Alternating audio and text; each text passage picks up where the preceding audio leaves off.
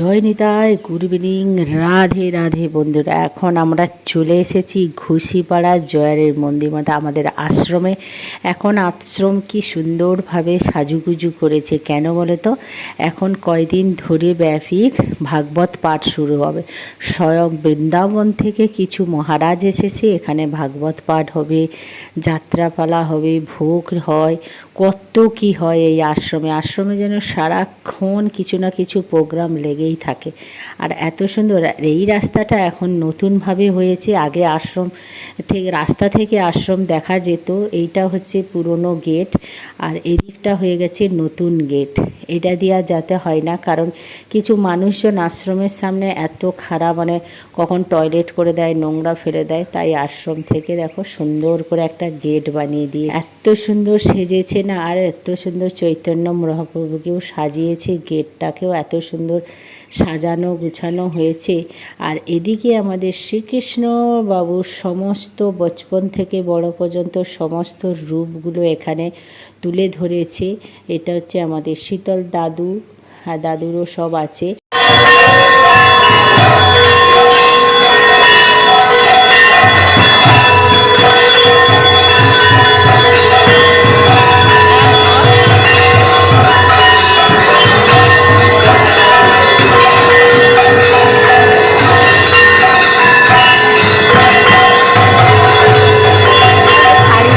এখন সন্ধ্যা আরতি হলো, তুলসী রানীকে আরতি করলো, এরপরে হবে ভাগবত পাঠ শুরু হবে।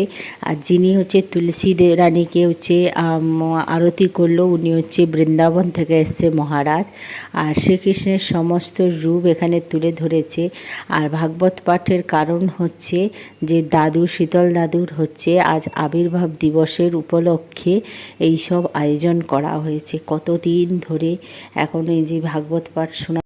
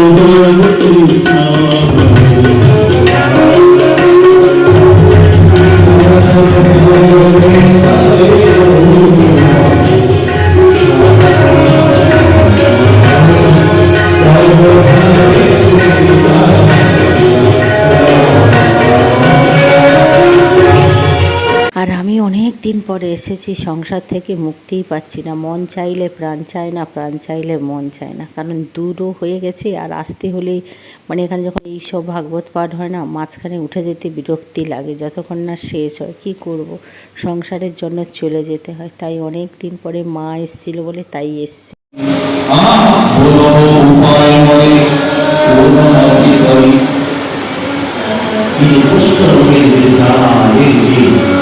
পীড়া প্রভু আমি সহন করতে পারছি না, আর উদ্ধারে উপায় বলুন। সেই পুষ্করী করেছে মহাপ্রভু সিংহের মতো গর্জন করেছে। আরে সব এখান থেকে তো শুনি মহাপ্রভু পুষ্করীর বচন ভূমিতে লাগিল ক্রোধের গর্জন। বুঝ মহাপ্রভু বিদ্যমান হইতে তোরে দেখিল পাপ জন্মইল। আরে তোকে যে দেখিবে তারও পাপ হবে। সেই স্বয়ং ভগবান হি প্রকট হয়েছে এই জগতের ভাগবত প্রচার হয়েছে। সেই সুখদেব গোস্বামীর আগমন হয়েছে। সেই সবাই সুখদেব গোস্বামীর যে তেজ প্রমাণকে দেখে সেই সমাজ স্থিত সমস্ত মহাত্মা ঋষি ব্রাহ্মণ মুনি সবাই দাঁড়িয়ে গেলেন। সেই সবার মধ্যে স্বয়ং ব্যাসজি ছিলেন। তিনিও শুনতে পেলেন সেই প্রভাব ধীরে ধীরে দাঁড়িয়ে গেলেন। সুখদেবের পিতা বেদব্যাসের পিতা ঋষি পরাশর ছিলেন, তিনিও দাঁড়িয়ে গেলেন। পরাশরের পিতার পিতা বশিষ্ঠ মুনিও সেখানে ছিলেন, তিনিও দাঁড়িয়ে গেলেন। সবাই দাঁড়িয়ে সুখদেব আর কত সুন্দরভাবে রাজবেশে সব ভগবানকে সাজিয়েছে।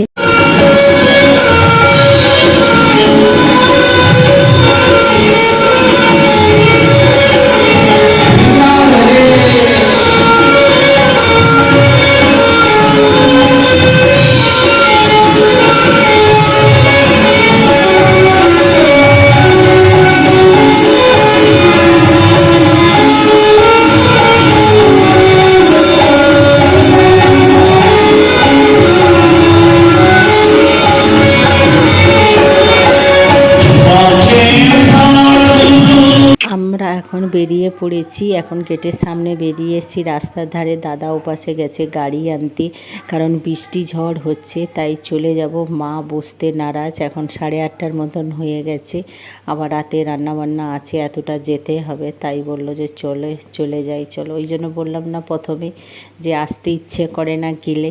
আসার পরে দেখি আমার মেয়ে তার মামাকে দেবে বলে মার্বেল পাথরের উপরেই জগন্নাথের মূর্তিটা বানিয়েছে।